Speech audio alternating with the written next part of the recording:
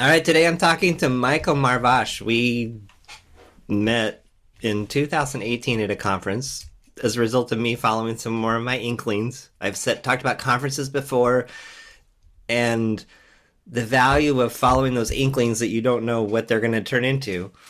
And Michael was on episode 70 of this podcast.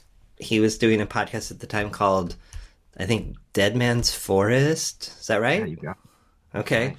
So anyway, I'll link to that episode. You can learn more about Michael and what he was up to then.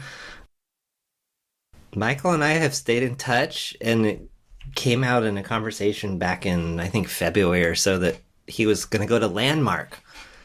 And I don't know much about Landmark. It's come up over the last 5 or 6 years with just different people that I know that have attended it, that have been changed by it, transformed by it. I know other people that have gone to it to actually learn to be with Landmark and not be like really, not to fight it, but basically to, I don't know, maybe mess with it a little bit instead of having it mess with them. I know another person that, well, he's spoken about it, Brian Johnson, who's got a new book coming out and does the heroic community. He went to like the first few hours of it, and they told, I guess at this time they said, you can't leave.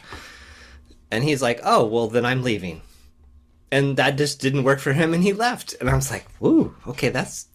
So, but his wife, I guess, went through all the courses and got tons out of it, and so...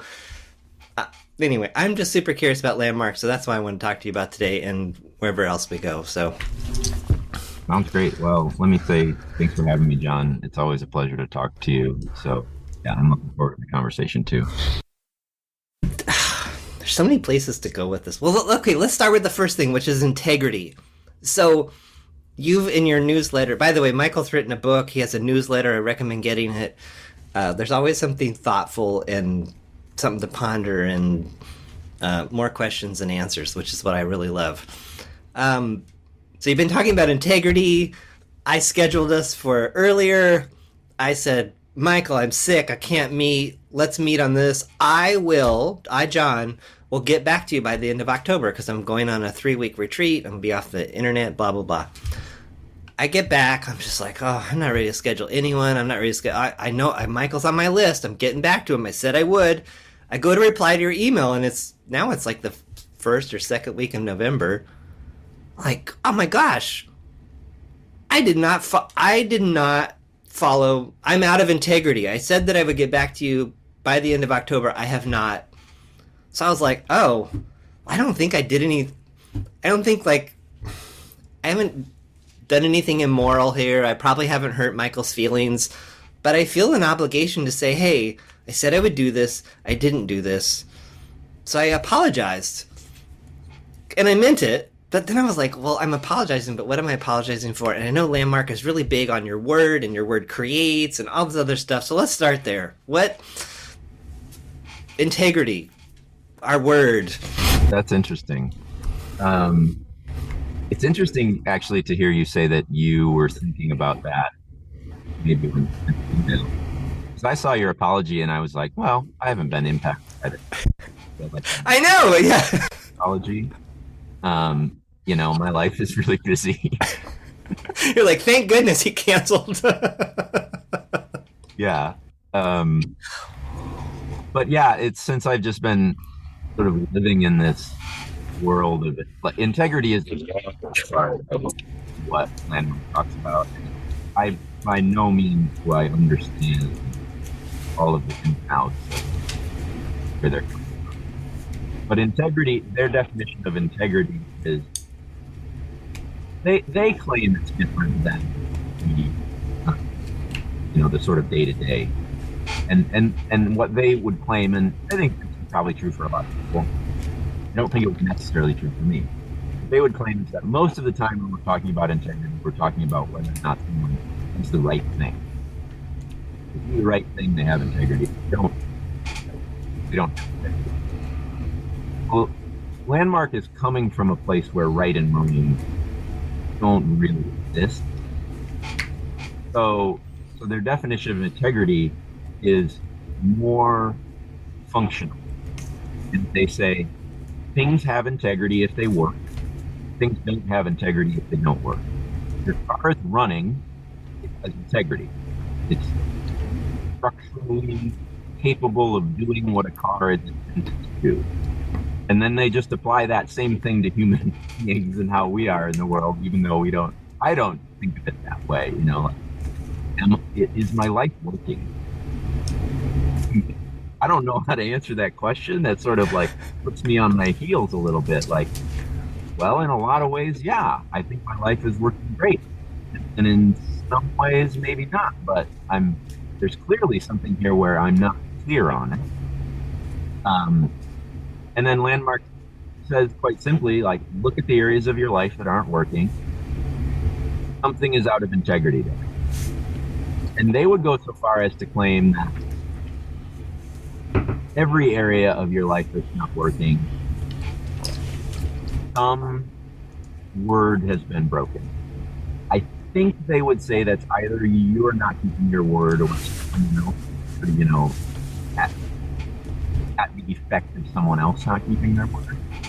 I really had trouble sometimes finding, okay, where is it that I've broken my word here? But I'm completely open to the possibility that that's, just that I don't know what I'm looking for. So anyway, coming back to your apology for not working, I haven't, like, part of my frustration with Landmark is that I want to get into really deep conversations about definitions. Like, I want to go down the rabbit hole with somebody who knows content. And I haven't made, let's use some Landmark language. I haven't created the opportunity for that to happen yet. I'm sort of still being victim. And saying, oh, like, that's too hard, or I can't make that work, or whatever.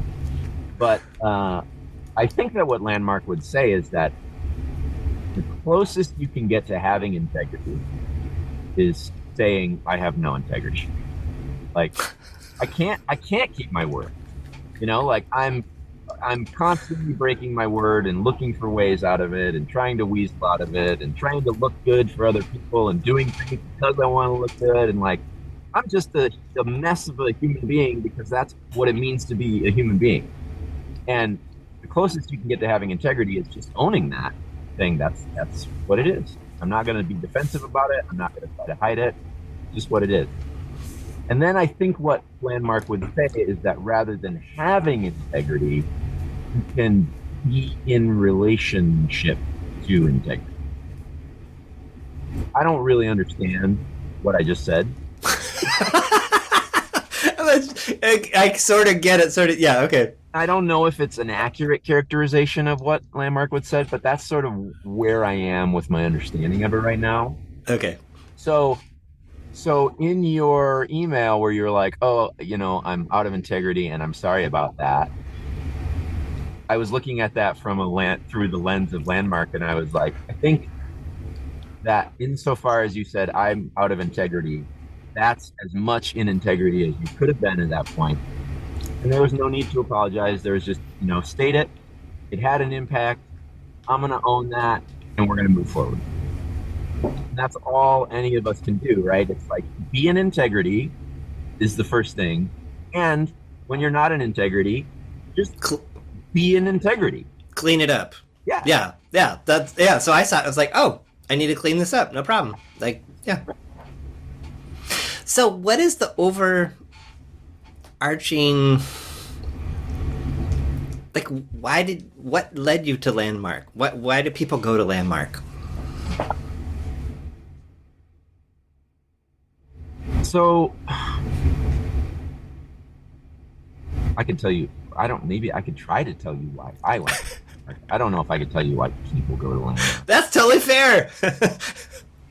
Why did Michael go to Landmark? Yeah. So I met this guy, Brian McFadden, at a conference last November around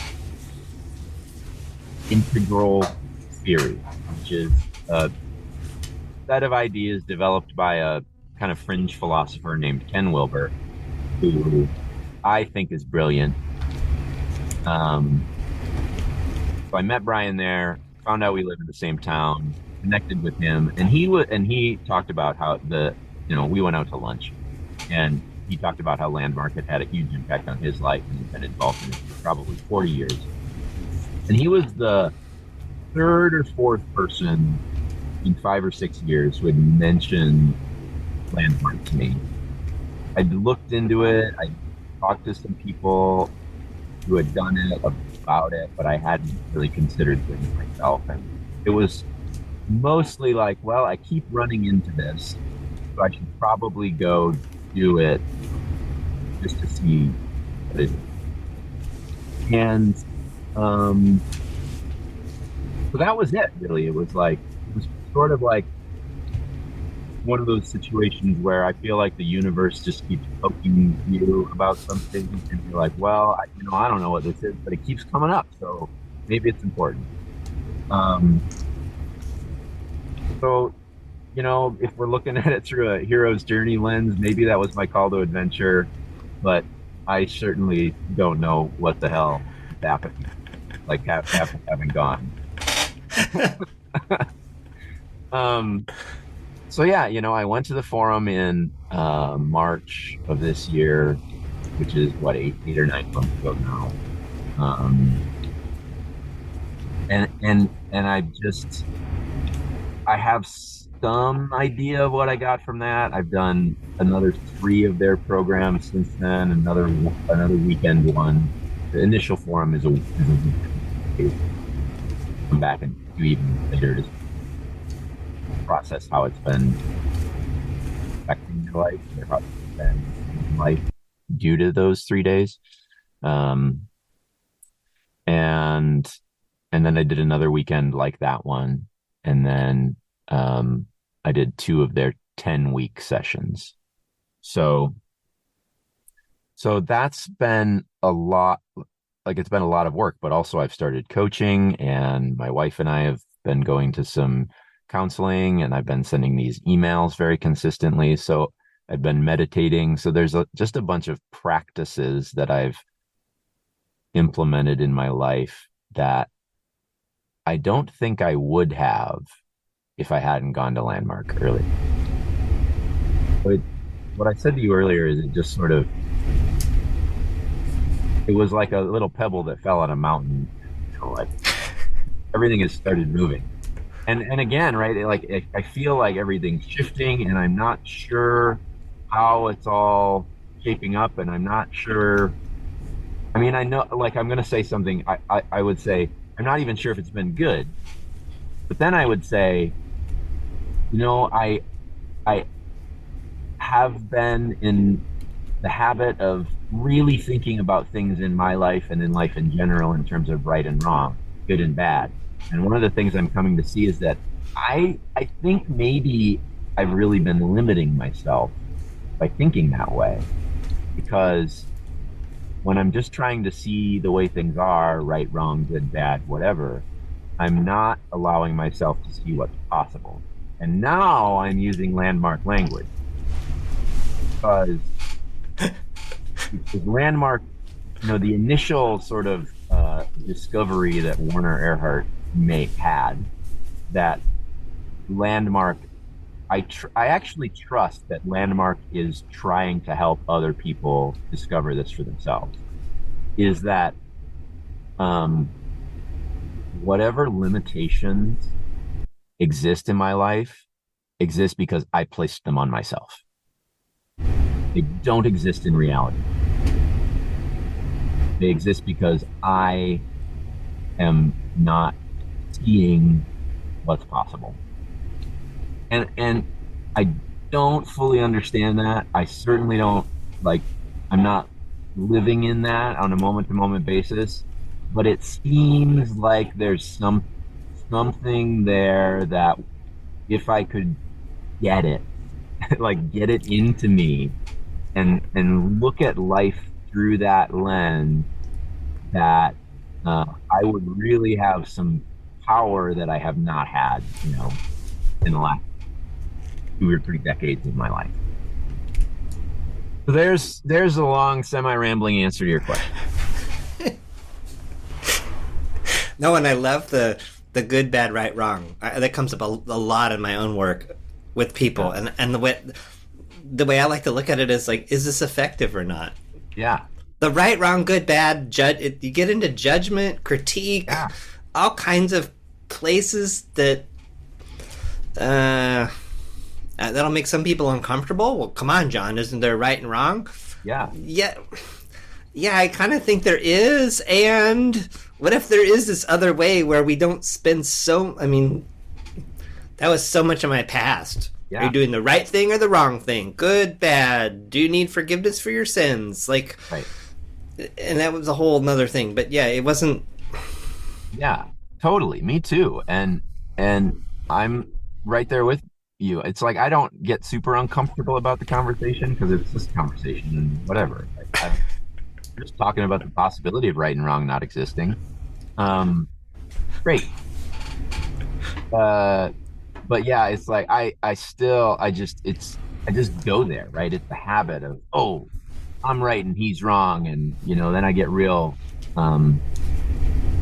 self-justified about that, like, yeah, like look at me all self-righteous and better than you.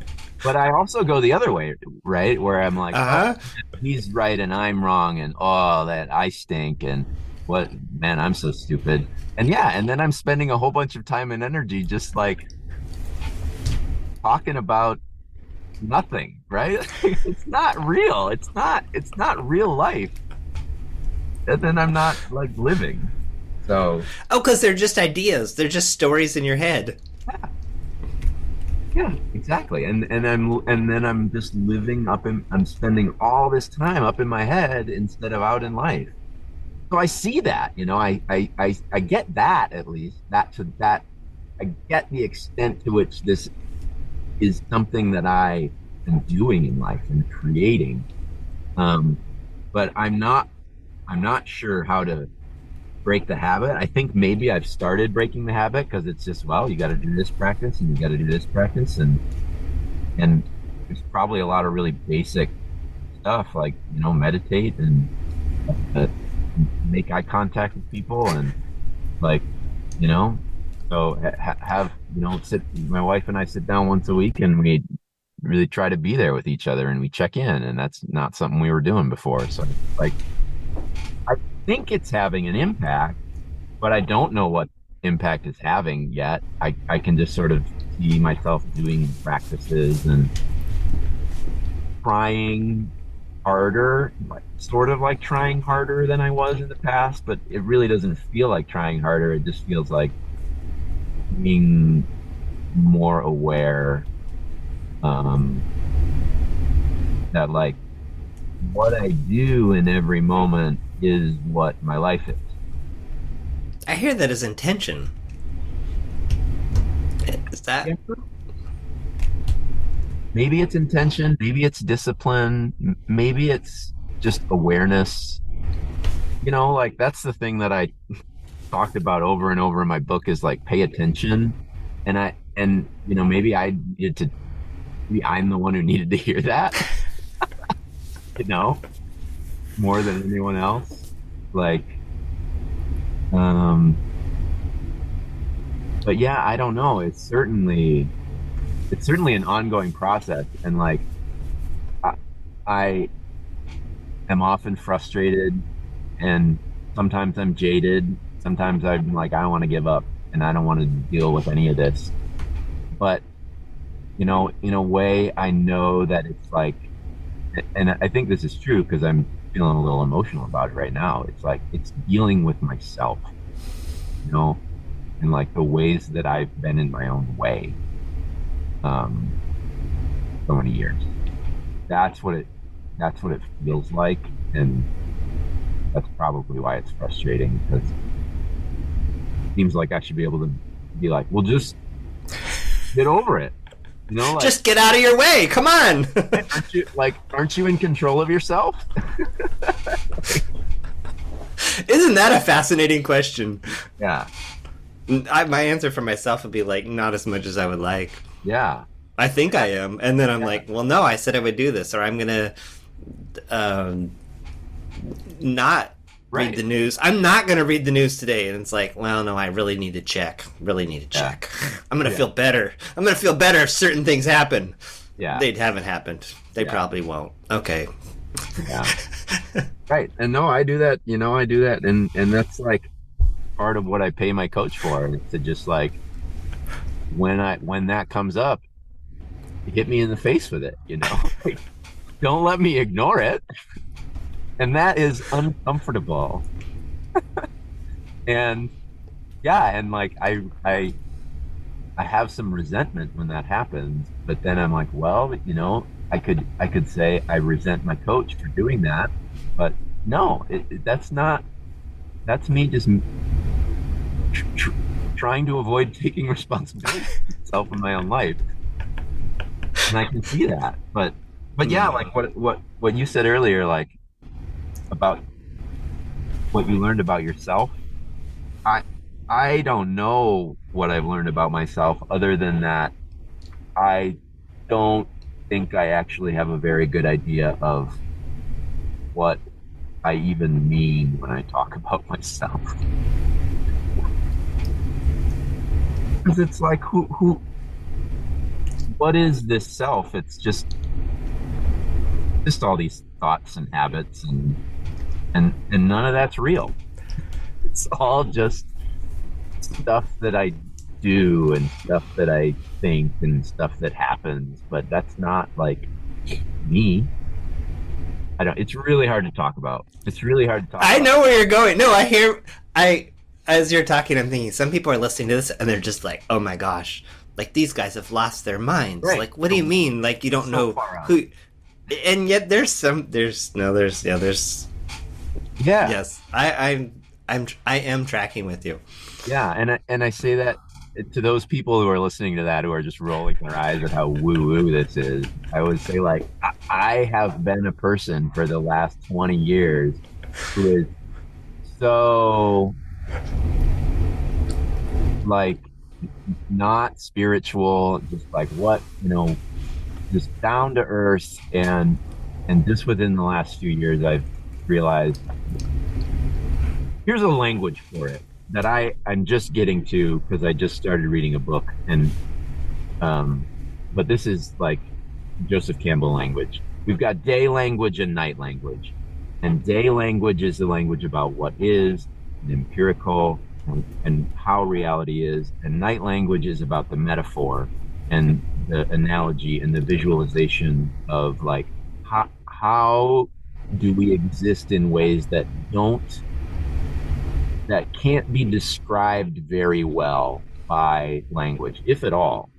Because language is just this, it's like this little piece of reality. And it's oftentimes not up to the task of describing what the experience of existing is like. So I think I've just, I've just been, to use those terms, I've just only been operating in the realm of day language for decades. And now I'm sort of realizing, oh man, there is this power and life in the metaphor, in the spirituality, in the ways of looking at life other than just those ways that are describable by language. And I'm very inexperienced, but I'm working on it. Mm-hmm. Now, what struck me is something you said in one of your recent newsletters about not knowing has been a real, and I feel like that's kind of what you're saying and not saying at the same time here, maybe. Which, again, some people will be super uncomfortable with. Like, what do you mean you guys don't know anything? What a bunch of fools. Like, let me go listen to something else. Yeah. And yet the older, I think some of this is my own baggage and my own wounds from organized religion, where people just knew. They knew with a capital K. Yeah. And I don't know. I'm just surrounding myself with more and more people that don't know anything. Yeah. And they know a lot. Like, it's this weird paradox of immense knowledge, immense understanding, and yet a humbleness that says, I don't know anything. And it's like, no, you do. You know a lot, but I want more of that in my life, because there's space, there's freedom, there's possibility, yeah. Right, and I see that too, and yeah, I want that for myself. I want to sort of be in that humility of, yeah, I don't know anything, because then I'm open to the possibility. But when I try to go there now, when I try to be in that, I just feel insecure, and I feel sort of a little bit worthless, maybe. Like, oh, well, I don't know anything. Well, I don't know anything.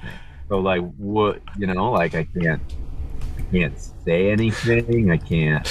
I have no authority. I have no power, like all these, and that's probably all connected to the religious upbringing too, in ways that I don't see, because I have that thing in the same way that you do, or in a similar way to you. Is there a notion of value? Yeah, I mean, here we are. It reminds me of something that occurred to me this week, which is just that, like, one of the things I've really been trying to work on consistently with my coach is getting clear on what I want, and how what I want, I'm not clear on what I want almost at all. And the maybe little bit of shift that I had recently was that it's not really that I'm not clear on what I want, it's that I want all of these things that are in conflict. I want to exercise, and I don't want to exercise. I want to have a family, and I want to be left alone. It's like, and I don't know how to and so I don't know what the lesson for myself here is, but I hope I'm getting closer to realizing it. But yeah, that's what just came up for me. Would there be an aspect there of choosing, which I think is another? Isn't there a landmark distinction of choosing versus deciding? Yes. I encountered that with one of the coaches in my seminars, and I had a pretty emotional, I was just listening to him talk about deciding and choosing, and I just like broke down and started crying. And I was like, oh man, there's something really powerful here. But I still am not sure what it is. I can tell you, like, I've done a lot of deciding in my life. And, what's the distinction? Can you what's the language? The linguistic root of the word decide is to kill. Or cut off, I've heard. Yeah, decide, homicide, suicide, it's all the same root. It's like decide is to split up possibility and kill off a bunch of them until there's only one left. Okay. And choosing has nothing to do with that. It's like, well, here's the possibilities, and I choose this one. And that doesn't mean the other ones go away, or exist, or are any less important. Then you don't have to choose the right one. Yeah, and there's no right. Because you just chose one, and there's right. You just pick up a different one if that one didn't work out or was not effective. Yeah. So there's a sort of there's the sense that I get is, a permanence versus a not permanence, but also that's really I see some danger or some risk in that, because I think part of what I'm struggling with is, well, maybe this is not true, but I perceive that I've been super wishy-washy in my life. And then I'm going to dip my toes in this and dip my toes in this and dip my toes in this. And that's been my whole life, just dipping my toes in things and never jumping in. And so maybe it gets back to what I want. Part of what I want is just to dip my toes in things. And part of what I want is to jump in. And it's almost like I don't know how to do it.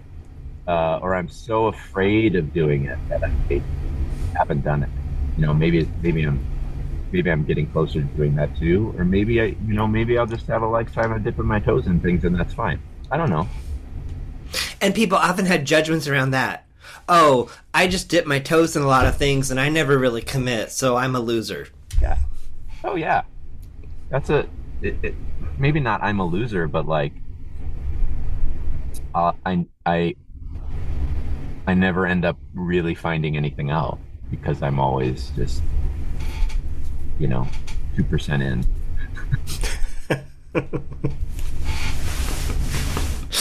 Speaking of 2% in, back a little bit more to the logistics of these courses. Yeah. Is it true that there's no bathroom breaks and that it goes on from That, like forever and you from like what what I, yeah, what's true? from what I hear, like, some of the chat that it used to be like that, and it's not now. Like you can get up and leave whenever you need to go to the bathroom, and actually that's a huge part of it. Once during my initial forum, I sort of got stuck, and I was like, there's this thing, the course is moving on, and I'm still sort of stuck on this thing we were talking about a few minutes ago. So they have a bunch of coaches in the back of the room, and you can get up and you can go say, "Hey, I talked to you about this thing," and you go out in the hall and you talk it through. Um, and they encourage that. So yeah, I did that in the forum.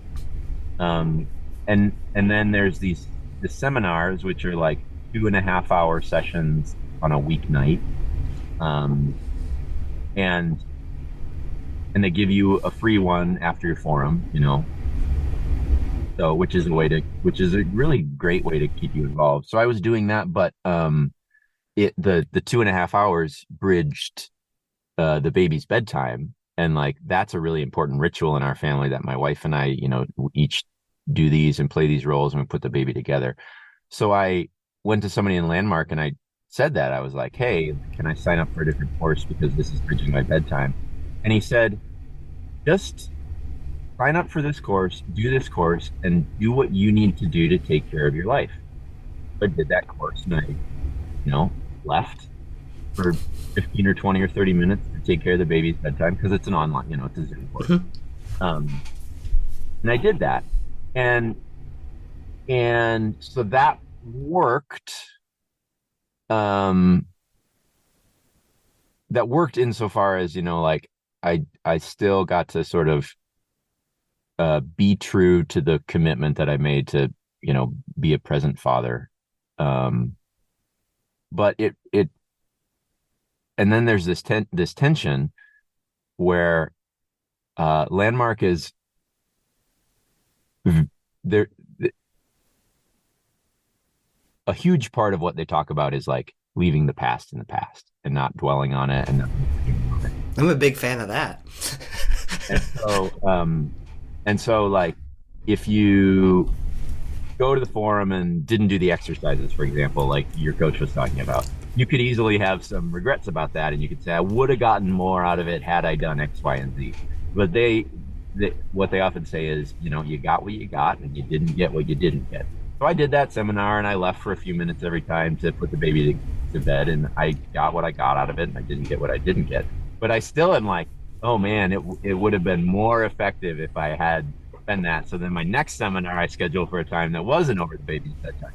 And in a way, both things are true, because I do feel like I was more engaged in that seminar, and what I got out of it was more powerful.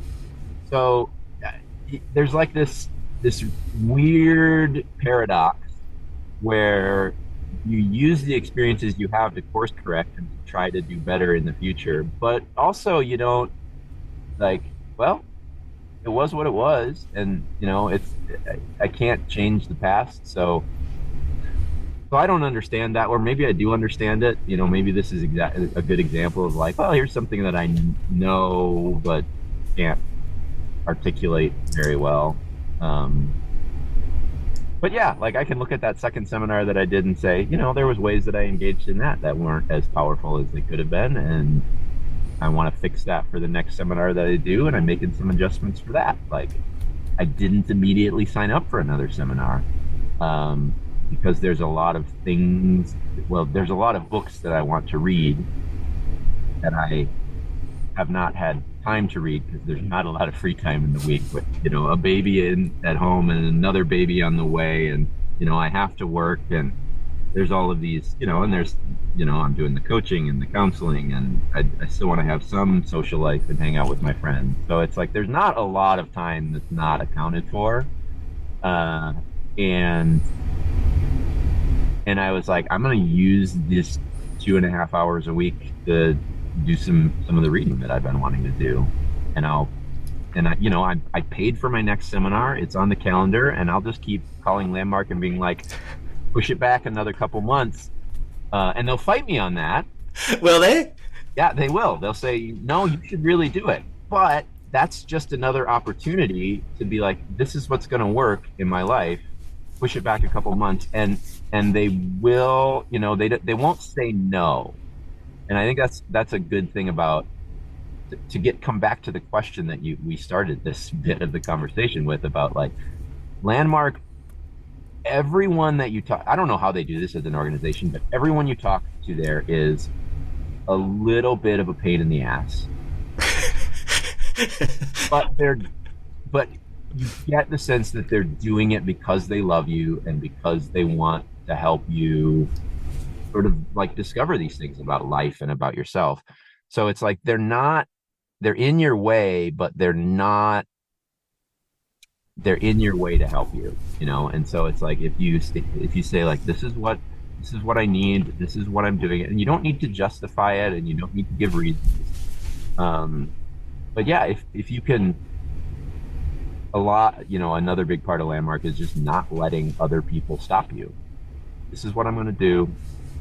I need your help to accomplish it. And they're going to say, no, like, think about this. And no, this is what I'm going to do. I need your help to accomplish it. They'll eventually say, okay, we'll reschedule. So. Well, yeah. And this person that I know that went, part of their reason for going was, I think, something around saying no and something around, they got a ton out of it. Right. And it was also when they're like, hey, you didn't turn in that card or whatever. And they're like, no. Yeah. Like, not having to, like, I could be having all this wrong. Anyway, what I'm remembering from it was their work was no reasons. No, I won't be turning the card in. Well, how come? Because I won't. Right. And, like, how uncomfortable that was, and yet the practice of doing that and how powerful that could be in other parts of your life. Whoa. What a great place to practice. Yeah. And there's another paradox there. Certainly, like, and Landmark talks a lot about reasons. And there's another paradox there that, like, I recognize in myself. I'm so reasonable. And that's a whole conversation right there. Yes. I let being reasonable stop me from doing things that I want to do because, here's all the reasons not to do that thing or, whatever. And who would want to be unreasonable? I mean, that you wouldn't want to be unreasonable. Yeah, but there is power in being unreasonable. And yeah, so I've got a future lesson for myself there too. Yeah, and so, the person that went to Landmark, they went and they got what they got, and they were the ones responsible for creating the value in their life out of that. And that's great. I think ultimately Landmark would say, great, that's a win if wins exist.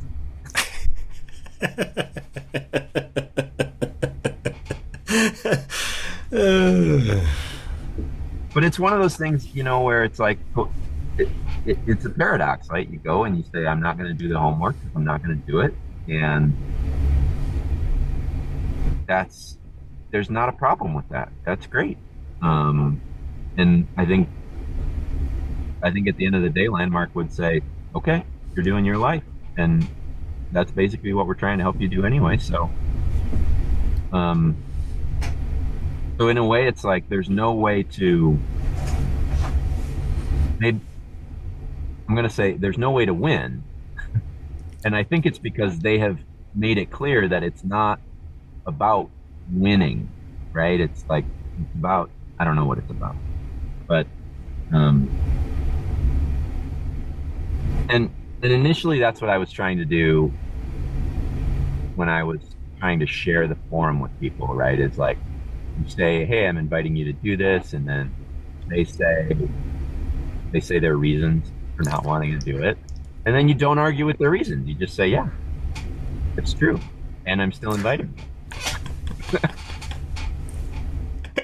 So now, is that something, like, is that an exercise they give you to do to invite other people? Because you didn't invite me. I didn't invite you. You didn't come to mine, John. Yeah, and they did. I think that's part of what's making Landmark successful, and also part of what makes them annoying. Is certainly they like coach you on how to invite people to the forum. And I've got something to work through on that, because I did a little bit of it and I was like, this feels gross.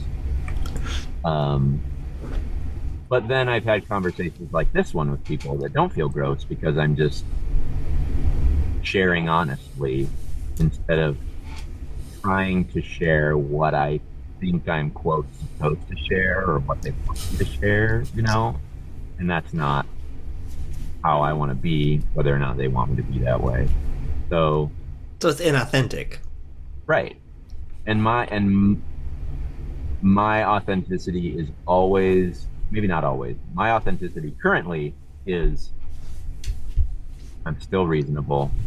I'm still intellectual. I still, roll these things around in my head, and I'm still very much about right and wrong. And like, I'm starting to see the ways those things limit me, but I don't really understand it fully yet. So like, if we get to that part of the conversation, like, John, would I invite you to go to the forum? Yes. Yeah, and that's the answer. Yes. Sort of like Swedish. Yeah. I could send you an invite. And just to let you know, like, it's been frustrating and annoying and growth inducing and all those things. So like, that might be what you're getting into. I hear it's relatively inexpensive. Is that true? It's unbelievably inexpensive. The weekend courses are like about $800, and it's pretty easy to get a $200 discount for those. There's lots of opportunities. Like, if someone invites you to an evening seminar, there are 3 times during the seminars where you can invite guests, and you go to that, they'll give you a discount code and get $200 off. So yeah, a forum is really like $600 a weekend. And what's a weekend? Friday, Saturday, Sunday? Friday, Saturday, Sunday, and then a Tuesday night sort of completion. That is insanely cheap. Yeah. And the seminars are even crazier, because they're 10 weeks, 2.5 hours each week, and those are $175. And you get a free one when you go to the forum. So what's the catch? I don't know how. I mean, maybe the catch is just that, like, I mean, for me, looking at it, right, they've got 40 seminars, and I don't know how many weekend programs, because I just decided again, right? I see the language. I'm not into weekends right now for the time being. Wait, what's the difference? Why isn't that a choice? You're just choosing not to go. Right. It is a choice, but I use the word decide. And okay. The word decide. Okay.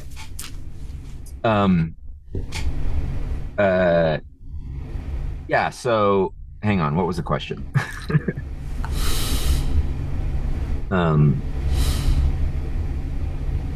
The question was how it's inexpensive. Then you said there's like 40 courses. Right. You decided not to do one or something, right. Something like that. Yeah, there's 40 courses. So I think you had asked, like, what's in it for land? Like, how do they do that? Yeah, what's the catch? Yeah, so I think it's just that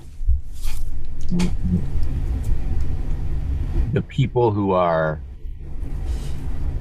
for whom it's a really good fit, and they're like, I'm going to be in some Landmark program or the other for the rest of my life. And there are people like that, right? Whoa. There was a guy in my last seminar. He was an old guy. He looked like he was in his 70s or 80s. And I think he had probably been doing them for 30 or 40 years, because we you often have guests come to these seminars, who lead other landmark programs.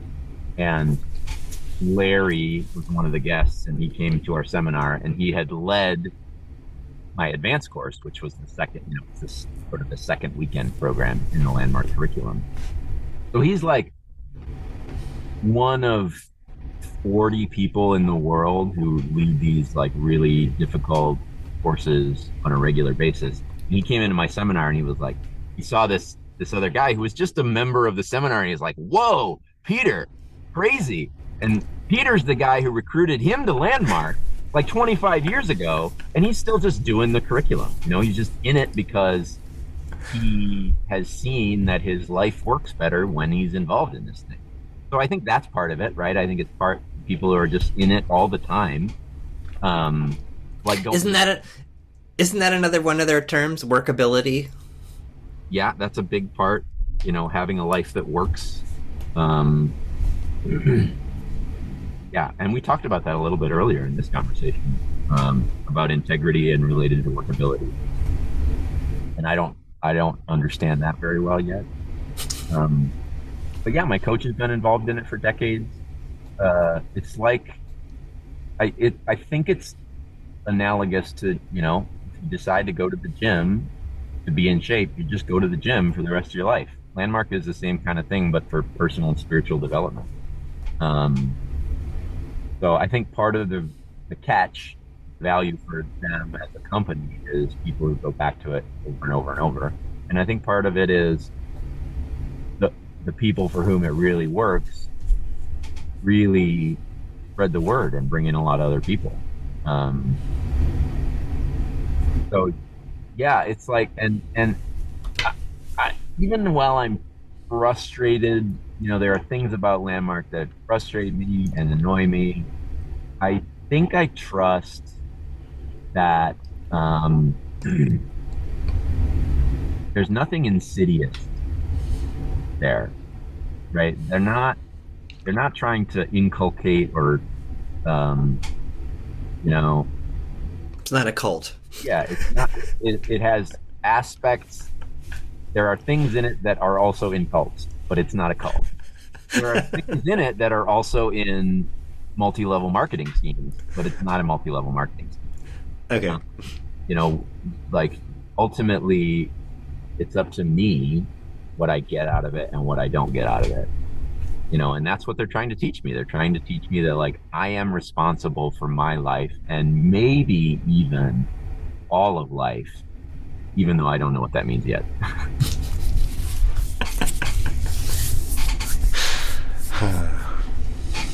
So again, right? It's like I have these sort of intellectual understandings of these things. I know some of the lingo. I get a hazy glimpse of like what this is pointing at, but I don't know with a lot of confidence yet. Like, okay, what does that mean in terms of how I live life, how I move through life, how I relate to people? I still have a lot to learn about that. So these 40 seminars that Landmark does, I'll keep doing them. But honestly, what I realized is they're all just different inroads into the same small handful of skills, right? About your own responsibility for yourself, about integrity, about being unreasonable, but they present as teaching you about personal finance and relationships and communication and so they're all of these things, but really they're all just ways to like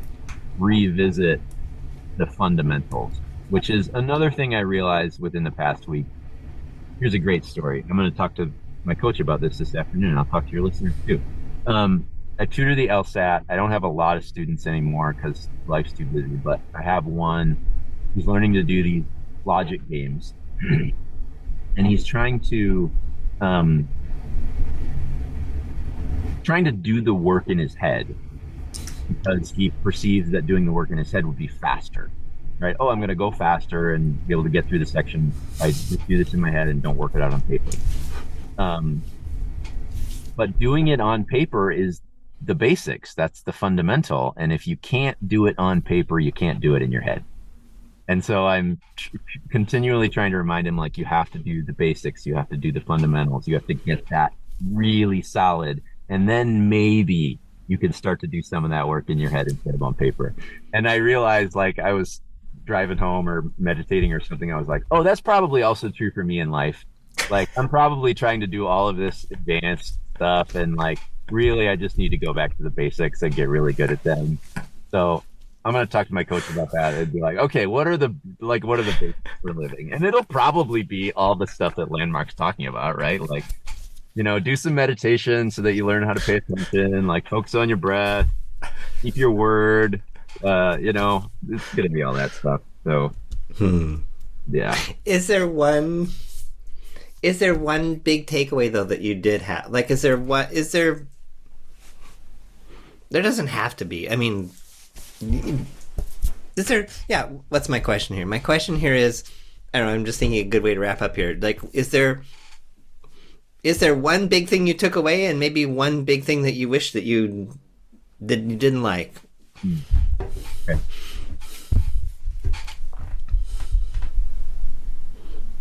I guess actually this is coming back around to a question you asked earlier that I didn't remember this was the answer to, but a big reason that I went to the forum in the first place was because I was sort of like, ooh, I'm not satisfied in work and I want to be doing something that feels more meaningful to me and making more money doing it. And that's why I went to the forum. What I really got out of the forum was I'm not showing up in my relationship with my wife. I'm really being avoidant in my relationship with my daughter.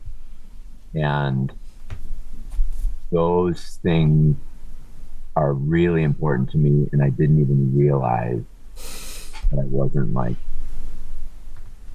there. I wasn't present for that part of my life. So, my forum was a lot of conversations on the phone with my wife, which was awkward at first because I thought I was asking her for something. But then, like, later I called and I was like, oh no, actually, this is all me. Like, all of this is me and my perspective on it. And I'm the problem here. So that was huge. And that continues to be a challenge because I want to continue, like, because I want to go to this weekend program, and that takes me away from my family. So, it's really forcing me to stand up for that, continue to stand up for that, even in the face of wanting to continue to be involved in Landmark. So that's great.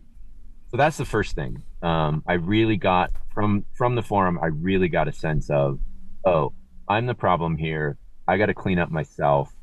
I will often go out into the world and try to fix somebody else or fix my job or my income or those things.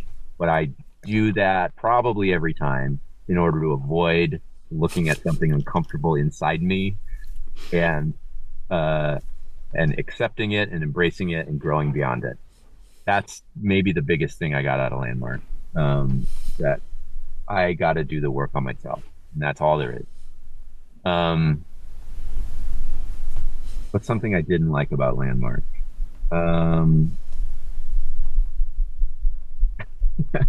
I mean, maybe this is like a maybe this is a bad answer because it's kind of something I like, but it's like, oh, it still feels hard. It still feels like, oh man, there's so like life is just so much work. And I was doing a really good job of avoiding that for a long time. And now it's like more. And so I really, like when I think about that or really let myself think about that, I realize, oh man, I'm experiencing that as a lot of burden. And I don't think I don't think I will forever. I don't think it actually is burden. I think that's just how I'm experiencing it. But I don't see at this point, what the other way to see it is. So it's kind of like one of the things they do in Landmark is they'll often ask you like, what did you get? Share what you got, and that's something that you can share with people when you're inviting them to Landmark. Like, what did you get out of this? People are like, oh man, I got all, people are like light up about it. Oh, I got this and I got this, this. And people are like, what did you get out about it? And I'm like, I got a really messy room that I got to clean up. And that is, me. Like that's your inside me. And I got punched in the face. it doesn't feel inspiring at all, like when I share that. But that's how it occurs to me right now. And I love it. Okay. I love it. I love it. I love your authenticity, your vulnerability, you're you. Yeah. Thanks, John. Yeah, I'm really grateful for the opportunity to share. So I'm glad for our conversations, whether or not we record them. I hope they're helpful for your listeners. Yeah. To be continued. It always is.